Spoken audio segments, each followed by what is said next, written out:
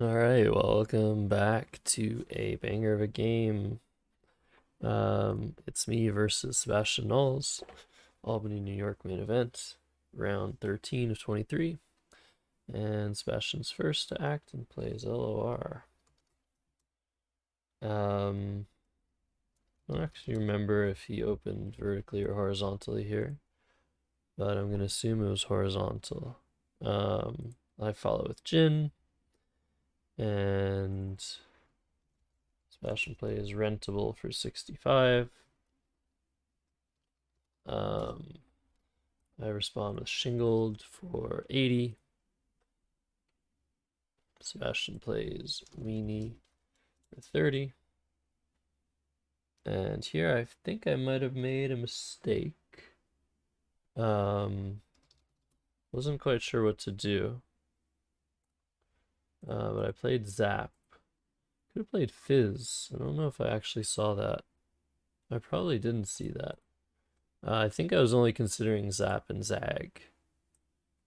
Which, yeah, definitely should have seen Fizz. It's one of the tougher four-letter words to see. So considering also just playing Vugs, keeping the Z for later, trying to draw an A potentially for Za and Za, both ways. That would score 66.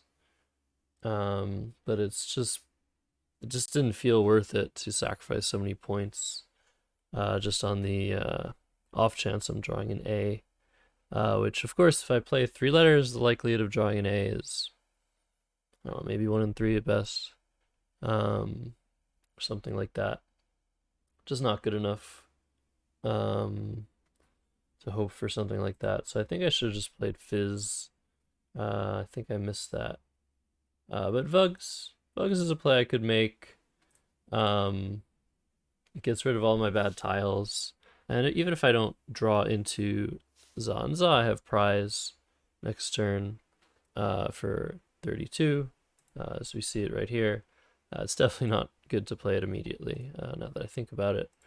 But yeah, Zap was just sort of a I don't really know what to do sort of move. And I think I should have gone with Vugs or Fizz. So yeah, I think this is a miss. Yeah, binding small, or let's call it a medium actually. Seems like more of a medium mistake. But yeah, I wrote down on my score sheet, I wrote down a little star on the Zap turn because I didn't really think it was the right move. But I was only considering that and Zag and Bugs, so yeah, I was not sure. So Vog comes down. I draw into this rack. I could play Vague, I could play Vager. I played Aver, keeping the worst sleeve just to score the extra points and take away the triple here. On this board, the G and the U aren't as bad as average. They're obviously terrible tiles, but I can deal with them. There's not much else going on the board other than just making scoring plays. And now I'm taking out the biggest scoring spot on the board. So the G and the U, whatever. Not a huge deal to keep such bad letters on this board. On other boards, it would be a big mistake, such as boards that have a lot of open lanes to bingo, and boards where there are lots of scoring spots that I'm not going to hit with GU. So Aver comes down, and for a very long time, Sebastian thinks and plays DAB. I think he had potentially the blank here and an S, but couldn't find a bingo. And I draw 5 good letters to my GU and decide that I'm going to make a pretty large sacrifice to get rid of my G and my U and try to respond to a bingo that Sebastian might have, because I had a tell that he had a bingo coming. So yeah, instead of just playing something like Nudge, which seems totally natural here, going up by 67 points, I allot to play Jug. It sets up an A hook. This lane isn't going away, the F9 lane, and I could draw a bingo here as well, but I'm hoping that Sebastian plays something here, or from this D or something, or from this R, gives me perfect floaters for my very strong leave of A, D, E, and T. So this was a play I definitely wouldn't have normally made, but it made sense given the context.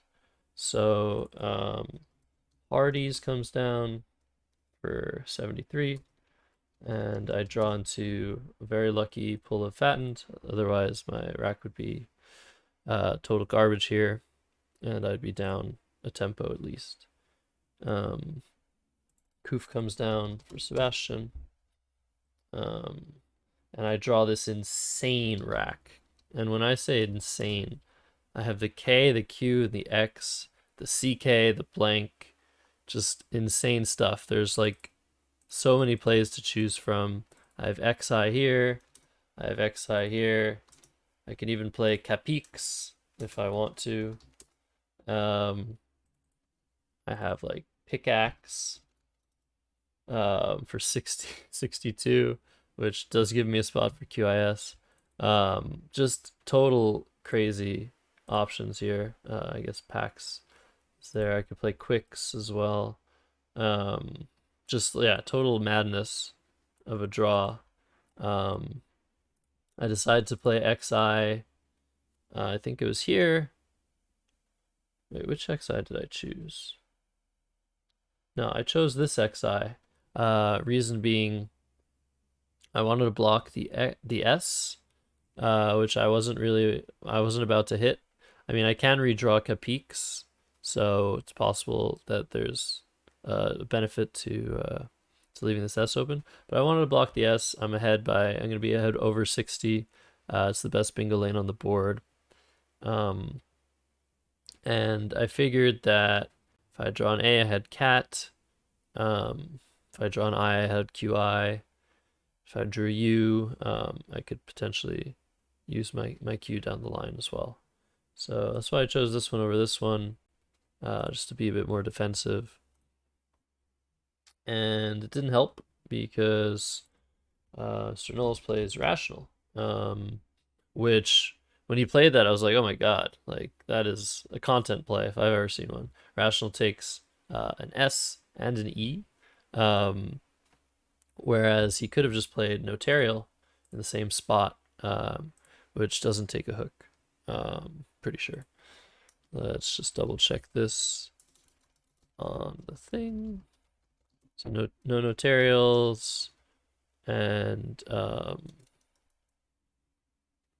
pattern rational dot rationale and rationals. So yeah, I played this. I was like, wow, this guy is going for the content. Like to see it.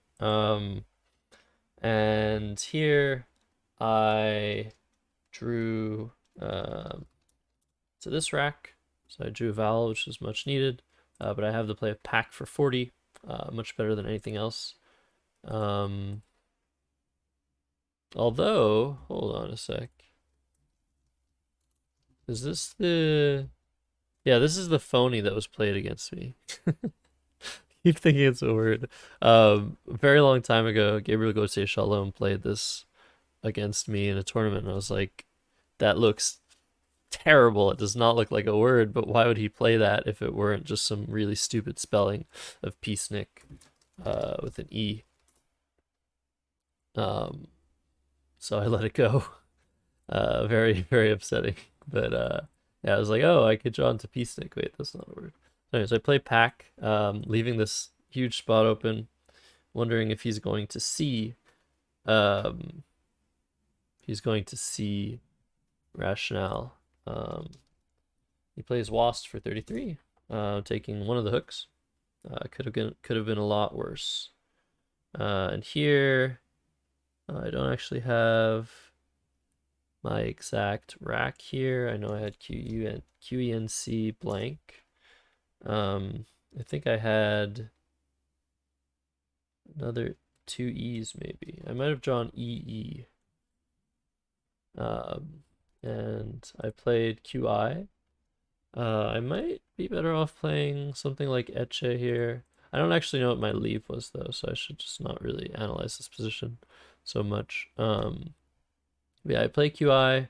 I'm not feeling fantastic here. I was hoping to have another consonant after playing QI and giving myself a better chance to bingo, but I do have the last blank, so I should have an advantage here. So long as I draw a bingo at some point. So Strum comes down for Sebastian, and I draw the N, I believe, and play Careener. I wasn't 100% sure this was a word, but the more I thought about it, the more I was pretty sure of it. So I play this, and that should be GG. However, this was Sebastian's rack. So if we look at this, I think I'm still winning, but he has this huge play of Blimey for 50 points. And if we give myself this rack, it's not super clean. Only up 9 points, and I have a lot of crap on my rack. But I do have some wins, I think. Yeah, some wins that I could find. But instead of doing this, Sebastian, I don't think he saw Blimey straight away, or maybe he did. I think he actually thought it wasn't a word. But I don't know when he saw it exactly, and he decided to challenge my play because he thought it was more likely that Careener was not a word than it was for me to for him to be able to come back in this position. So he challenged, and I had this rack, and I didn't see any threats from Sebastian's end, but I did want to be extra careful here. Yeah, it turns out Blimey is the best play. And yeah, instead of looking for big scores, I was actually looking for bingos. I didn't see anything. And in the end, I made a very weird play, setting up my case E, just playing it as safe as possible. I played LOCI, setting up my E on the triple, and just blocking the board, even though I knew, like, I mean, I had tracked properly, and I knew that there was nothing that I saw that was playable. Like almost symbiosis was possible. That would only use 6 letters, but I did see that as a possibility, even though it wasn't there. But yeah, I definitely should have taken the time to find his actual threat, and I wonder what I would have done because there's nothing like that stands out here in terms of how to block that, how to block Blimey. I mean, there's no play that I can make that seems to like allow me to go out before Sebastian. So maybe I should just play something like FOE to block. It's probably something like that. Probably something like FOE this way. I'm blocking Blimey. What else could there be that blocks Blimey? It's not actually that easy. I guess leaf, but it seems pretty dumb because it just sets up another spot to go. Lee 2 is the same problem. It blocks but sets up another scoring spot. Yeah, and how much longer can I talk about this before I get tired of Quackle taking forever to give me a probably inaccurate view of what the best pre-endgame play is here? I don't know. But video is only going on for 14 minutes, so I'm happy to sit here for a little bit longer. I guess like Etoile is a thing. Etoile would block Blimey. Leave me with FU. Not very nice. But maybe some chances to go out. I mean, I'm drawing 2 letters.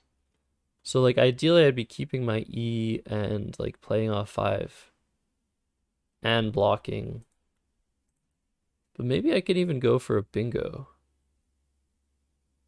Like Flerovium something. I mean, that's 9 letters. There could be some bingo. Outfield. I could fish for outfield and play like OW. Yeah, play OW, go for outfield. That's actually not a terrible idea. It's a 1 in 9. Is there another draw that I can have out? I don't see it. Felucium, Fellatio, nowhere to put that. Yeah, and I mean, he's probably going to block anyway, but interesting ideas. I have Jugal as well. That might be part of the solution, like maybe something like OLE is a play. Could score as well. Man, this Quackle thing. The problem is not like how long this takes. The problem is how inaccurate the results tend to be. Because championship player, I guess I'll take the time to explain championship player to you guys. I don't know exactly how it works, but it does an exhaustive search, or tries to do an exhaustive search and fails in terms of what plays are. Because in the end game, the what plays are available and what plays are good are way larger than in the regular part of the game. What I mean by that is there are some moves that you would never ever consider in a non-endgame position because A, they either block some play you see your opponent has for sure, or B, they set you up with the exact letters you have, and you know your opponent can't have those letters. So sometimes, or they stick your opponent with letters. So sometimes, like endgame plays, endgame plays tend to require sometimes an engine to look at all the possible moves in the position. Whereas a pre-end game is like way more complicated than that because you're supposed to do that and iterate through like way more possibilities than an end game. So there are however many, like 32 possible racks here or something. I don't actually know the math behind it, but with 2 in the bag, there's a lot of different possibilities. And yeah, an end game or pre-end game machine like championship player does a better job at taking a look at all the possible racks. But it only does like a few iterations, I think, like if maybe a few hundred iterations of the Monte Carlo simulation, which is just not enough oftentimes to determine the actual winning percentage of a play. So yeah, the point is to derive a play in the pre-end game with the highest chance of winning. And to do that, you have to exhaustively search all the possible racks and simulate on top of those racks the end game. So a play that doesn't empty the bag is infinitely more complicated to simulate than a play that does empty the bag. So if I empty the bag, I know all the racks my opponent can have, and I can go through an end game in some finite amount of time. But if I don't empty the bag, you have to go through the end games of the other side as well. So it just gets extremely complicated. And I know we're all staring at the bar, but hopefully that's been somewhat educational because it's now been 5 minutes waiting for a result that probably isn't very accurate, as I've just explained. And we'll see what it says. It says of. Okay, so the idea of is that if I draw the D, I draw into like molted, or no. I draw into some things.